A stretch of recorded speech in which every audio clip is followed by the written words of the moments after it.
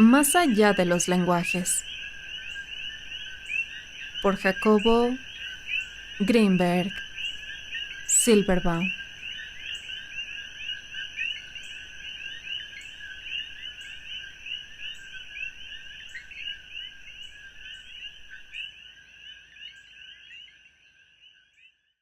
Capítulo 10. 1. Cada ser humano es un universo infinito. Contiene al mundo externo y al interno, incluyendo en este último las células de su cuerpo, sus sistemas de irrigación sanguínea, sus órganos, etc. Sin embargo, se ve y es visto como una unidad, suma de todos los elementos, su conciencia. Esta no tiene cuerpo ni requiere en sí misma de sostén material, es decir, opera como propiedad emergente, resultado de las alteraciones entre todos los elementos, pero su vivencia se aleja de estos. 2. Así, independiente, puede hacer preguntas, aún de su misma existencia, y por supuesto de la existencia del mundo. Tarde o temprano se plantea la última, y en ella está contenida la razón de ser de todo. Cuando esto sucede, se inicia una búsqueda frenética. 3. Debe haber una razón última y por tanto su respuesta se piensa. Todavía no se ha comprendido que es necesario decidir, más bien que es posible hacerlo. 4.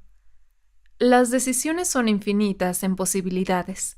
De hecho, cualquier consideración puede ser alterada y nuevos puntos de referencia escogidos. Tiempo, espacio, cuerpo, conciencia, egos.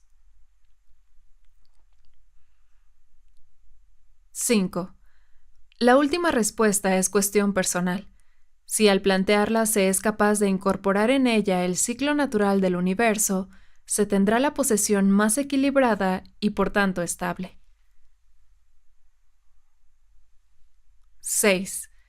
En este contexto, ciclo natural es una secuencia de acontecimientos que ocurren como fundamento de cualquier cambio: la noche y el día, la posición de las estrellas, el crecimiento y muerte de una flor, los movimientos repetitivos de las nubes, etc. 7. El agua es un compuesto interesante. Permite las más variadas observaciones. En un pequeño estanque debajo de una cascada, las gotas trazan ondulaciones que interactúan formando las más fantásticas imágenes. Son diferentes en alcance, magnitud y características espaciotemporales, y sin embargo son iguales por estar sostenidas por el mismo compuesto. Más aún, el agua está sometida a las fuerzas más elementales del planeta, manifestándolas por sus movimientos, su evaporación y su densidad. Vientos, gravedad, pendientes, sol y frío se manifiestan en ella y pueden a través de ella mostrarse para el ojo avisor y la conciencia tranquila. Las mismas propiedades y ciclos de acción que se dan a niveles tan alejados como lo son la materia inorgánica, la vida y la conciencia, pueden ser detectados en el agua. Las mismas influencias externas son manifestadas y las mismas alteraciones puestas a la luz. Es por ello que observar un estanque en una montaña constituye una de las experiencias más agradables. 8. Las alas de las mariposas tienen pequeñas ranuras a través de las cuales el aire puede pasar cuando vuelan. La forma de sus alas, los diseños geométricos que albergan colores en círculos y curvas maravillosas, son para permitirle un tipo específico de vuelo. Cada mariposa posee uno, y es la naturaleza que se da el gusto de experimentarse en nuevos seres con nuevas experiencias. La renovación continua del mundo animal y vegetal nos da a todo un planeta la oportunidad de cambiar. Cada flor está enfocada en cierta dirección, posee un tamaño específico y probablemente intercambia energía en forma también específica. Ninguna flor es igual a otra, y así ella también contribuye a crear una experiencia totalizadora en el planeta. La flor y la mariposa viven en diferentes días y lugares, pero cada una posee una diferente extensión de vida. Su participación en la experiencia total será más o menos constante durante ese lapso. Después, un nuevo experimento nacerá y solo su crecimiento aportará algo nuevo. Durante este cambiará su conciencia, pero menos su estructura. Será un punto de referencia relativamente constante para la conciencia de la cual somos elementos. La posibilidad de cambiar la conciencia planetaria está en cada uno de nosotros, esperando los instantes de cambio, ya que somos una copia reducida de lo otro, reducida y restringida a la imposibilidad de ver todo el planeta. La única posibilidad es que el todo sea susceptible de conocerse a través de cualquiera de sus partes. Eric demostró que cada neurona del cerebro codificaba la experiencia total y a través de ella, la neurona en su actividad, se podía saber qué decisión tomaría un gato al enfrentarlo a una situación conflictiva. Si es cierto para el cerebro, lo debe ser también para todo el planeta y su conciencia. Por tanto, la posibilidad de conocer el todo a través de una de sus partes se nos ofrece como camino para llegar a ser la conciencia planetaria. Es por lo menos una alternativa para lograr el conocimiento que, al convertirse en total, se transforma en parte de otra totalidad. De nuevo aquí el concepto de inclusión como ciclo básico del funcionamiento de la conciencia, es decir, la expansión de la conciencia en su capacidad de abarcar más y más.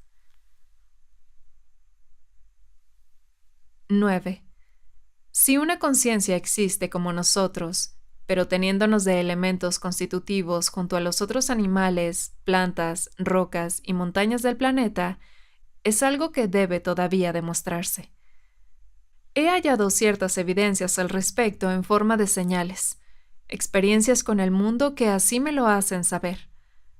Mas para poder evaluar estas experiencias, será necesario describirlas sin dejar antes de plantear una formalización. Así como existen primero, segundo y tercer lenguajes entre los hombres, también el mundo los posee. Experimentar ese lenguaje se llama estado de sincronicidad. Existen 4 diferentes estados de sincronicidad. El primero, A, consiste en escoger solo algunos de todos los cambios energéticos que nos rodean. De esta forma estamos constituidos y nuestros órganos sensoriales son muestra patente de las elecciones que hacemos como formas orgánicas. El segundo estado de sincronicidad, B, difiere del primero en varios aspectos. Mientras que en A lo que nos sincroniza es lo que llevamos dentro, puesto que así estamos constituidos genéticamente y así aprendemos, lo que sincroniza en B es un detalle de la información que previamente seleccionaron nuestros órganos sensoriales y que los mecanismos de selección interna no pudieron o quisieron bloquear. Es decir, B es un progreso sobre A en el sentido de las primeras acciones de un respeto renaciente, o si se prefiere, lo que los verdaderos religiosos llaman fe. En la sincronicidad tipo B, comienza un reconocimiento de la posible existencia de una conciencia planetaria. El mundo muestra señales para aprender de ellas. El tercer estado de sincronicidad, C, ocurre cuando, como resultado de la falta de bloqueo sobre la información, las señales comienzan a adquirir un sentido personal, pero al mismo tiempo universal. Se confía en ellas y se descubre que al seguirlas se adelanta. Es decir, llevan al enfrentamiento con aspectos desconocidos del mundo, y cuando estos se conocen, al reconocimiento de pautas, ciclos o planes de la conciencia planetaria. Por tanto, en la sincronicidad C aparece un nuevo nivel de funcionamiento que hace que lo interno escoja parecerse cada vez más a lo externo hasta que un hombre se convierta en la copia o duplicado reducido pero exacto de la estructura fundamental de la conciencia planetaria y, por tanto, en ella misma. Como demostración de un real cambio de estado durante la sincronicidad C, ocurren eventos que antes se consideraban imposibles, pero ahora no se juzgan y se esperan las siguientes señales que llevarán, se sabe con certeza, a entenderlos, y así poder manejarlos. En otras palabras, se conocen algunas de las mejorías que como entidad en un siguiente paso de la evolución contiene la conciencia que surge de todos nosotros en el lugar que habitamos.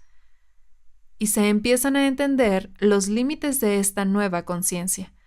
Por ejemplo, la incapacidad del planeta de saber que gira y que la influencia de otros planetas, estrellas, constelaciones, galaxias y universos lo hacen moverse en ciertas direcciones pertenecientes a dimensiones que no están contenidas en su espacio vivencial.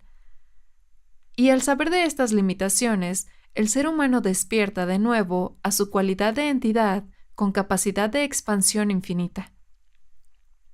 Un posible cuarto estado de sincronicidad, D, podría surgir aquí, pero de este no tengo por ahora información suficiente. 10. Por tanto, y reteniendo la consideración de la existencia de los estados de sincronicidad A, B, C y en raras ocasiones D, haré la siguiente descripción. Primero debo decir que las ciudades grandes son los lugares más aburridos sobre la superficie de este planeta, porque suceden demasiadas cosas que no se podrían entender desde la perspectiva de un agente del campo.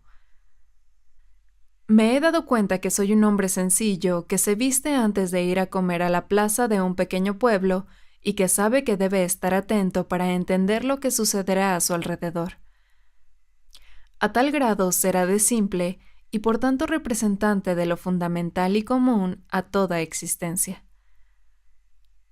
Descubrí que además de algunas cosas que yo considero sencillas, otros las consideran complicadas y que a pesar de ello las sigo considerando simples.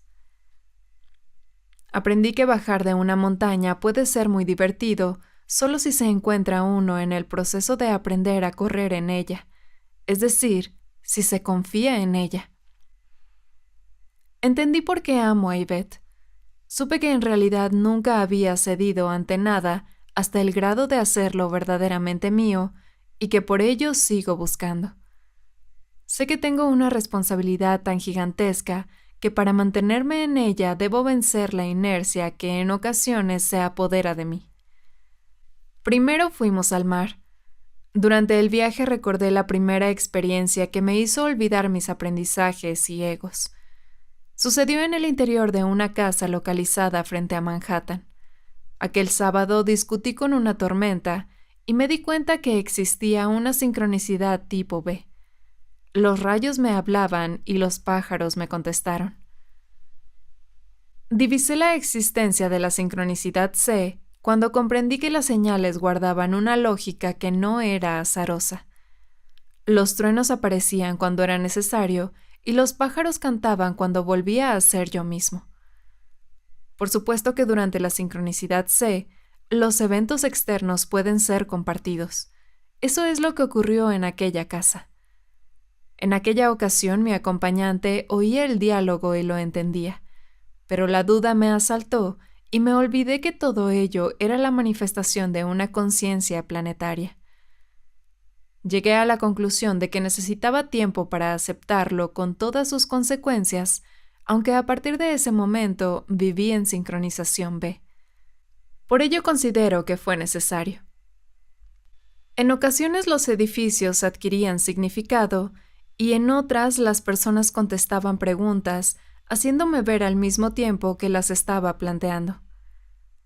La idea o el pensamiento acerca de la existencia de un universo pensante fue al principio un teorizar y determinar sus posibles atributos y condiciones.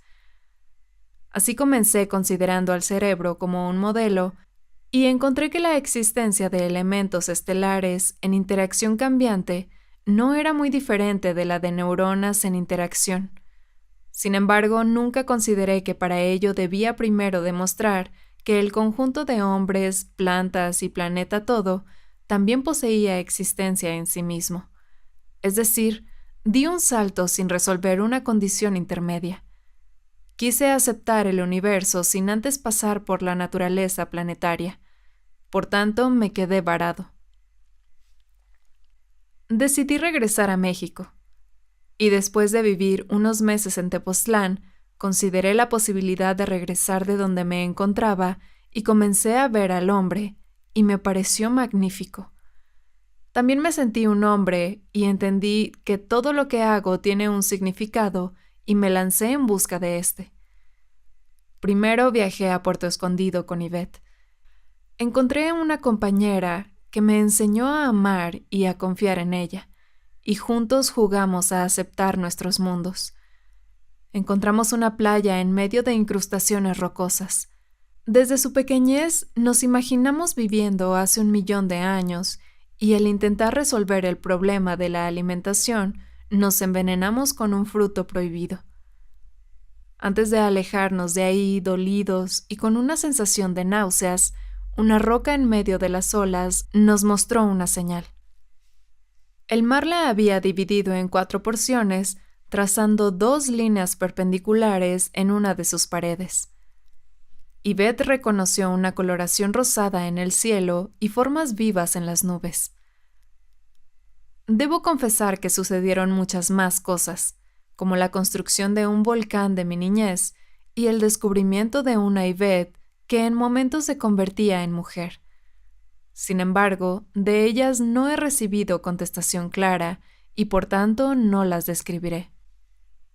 Al llegar a la ciudad y pasar la noche en ella, Ivette me enseñó a oír música y disfrutar del fuego de una chimenea. Traté entonces de conocerla en sus fundamentos y me encontré con un grado de pureza apenas oscurecido por temores infantiles.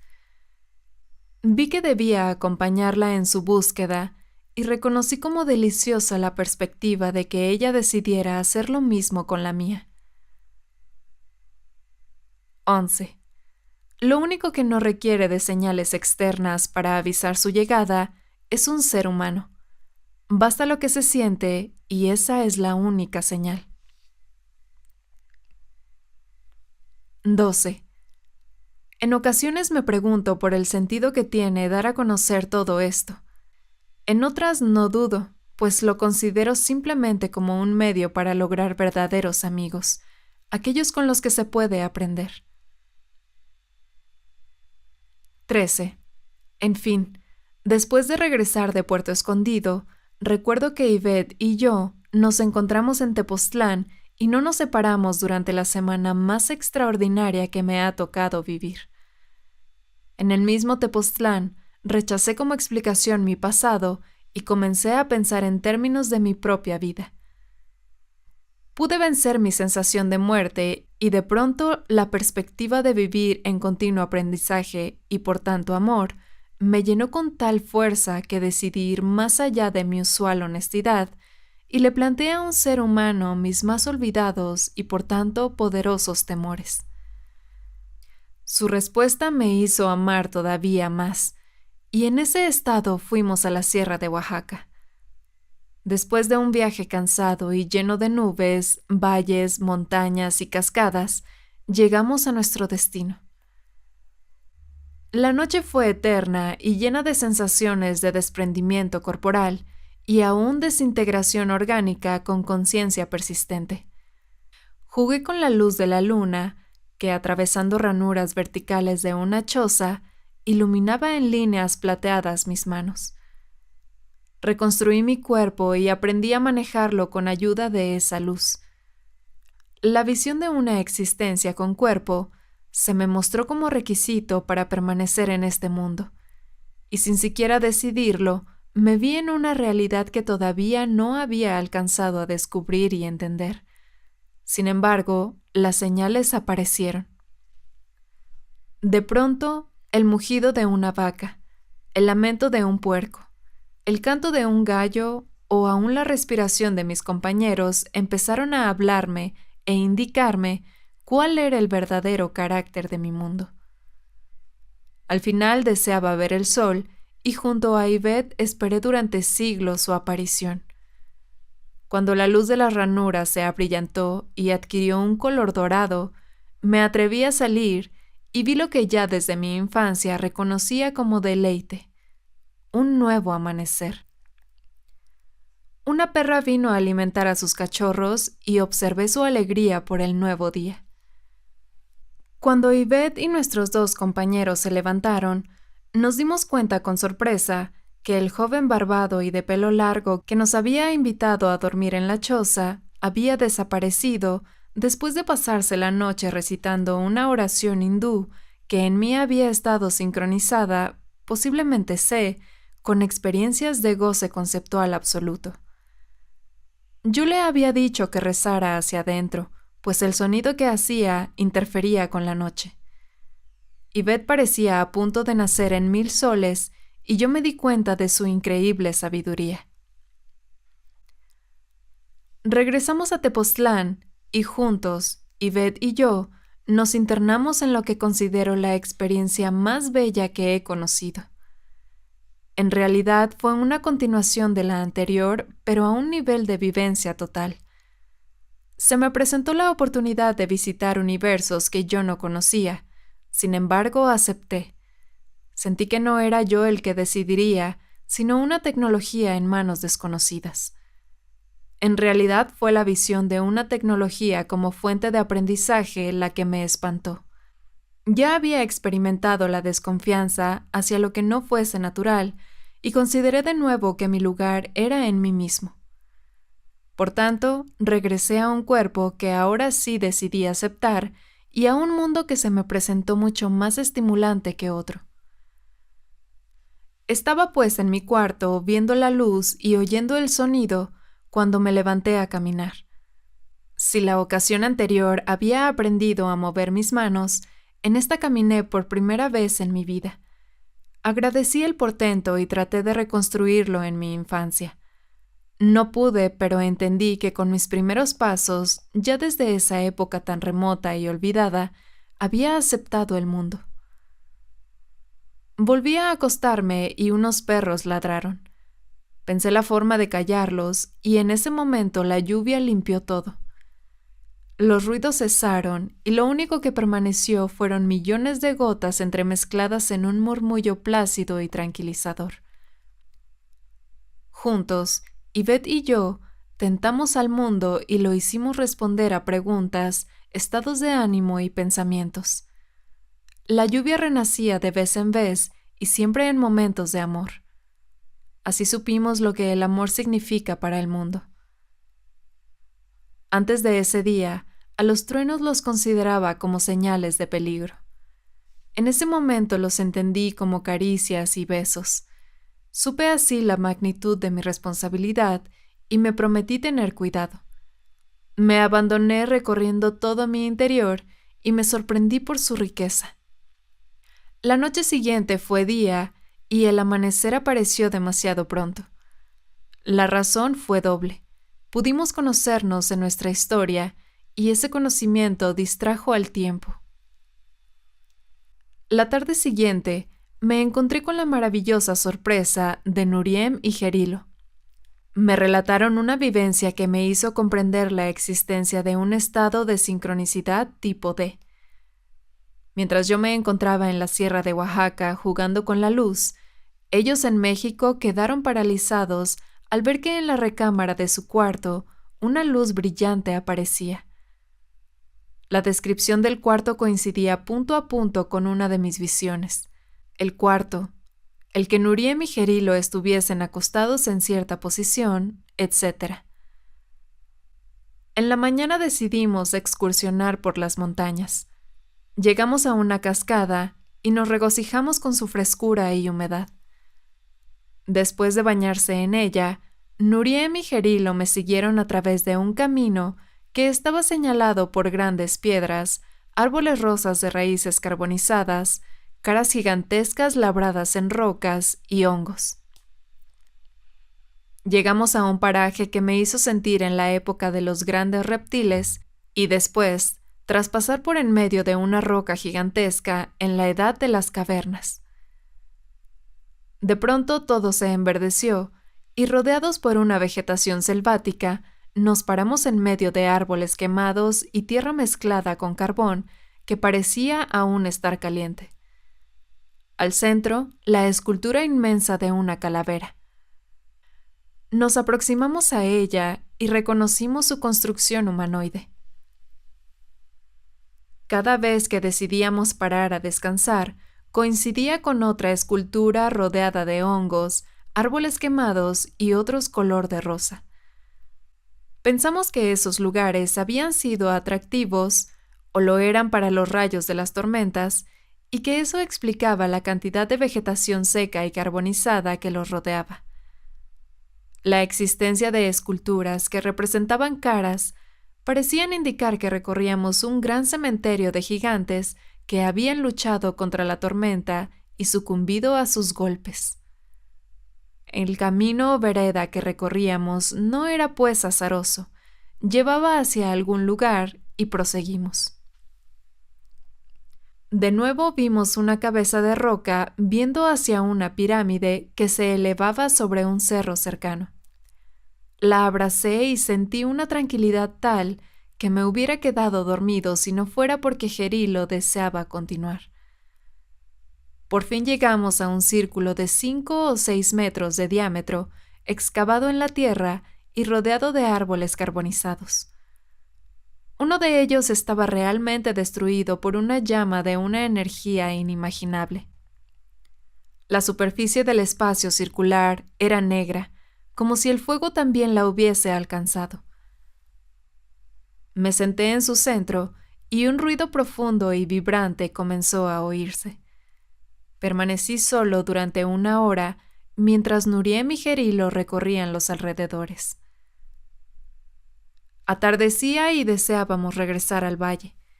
Con temor nos dimos cuenta de que estábamos perdidos. El círculo de tierra era, de acuerdo a todas las apariencias, un punto meta de por lo menos 7 caminos diferentes. Decidimos seguir uno de ellos y al poco rato nos encontramos bajando la montaña en medio de desfiladeros majestuosos. Llegamos así a la punta de una inmensa roca y Nuriem nos señaló 5 figuras humanas que, empequeñecidas por la distancia, reposaban en la punta de otra inmensa roca frente a la nuestra. Los llamamos para preguntarles por un camino que nos llevara al valle y a los pocos minutos los vimos llegar. Era imposible que en tan poco tiempo pudieran haber recorrido la enorme distancia que nos separaba, pero así fue. Cuando llegaron, nos preguntaron con gran alarma cómo habíamos llegado al lugar en donde estábamos y después nos guiaron al valle. Descendieron corriendo y yo aprendí a confiar en mis pasos. Cuando se fueron Nuriem y Gerilo, me di cuenta que con esta, en 3 oportunidades, había hablado en tercer lenguaje con 5 personas. La primera fue con Det y Atir, la segunda con Det y Nomar, y ahora con Nuriem y Gerilo.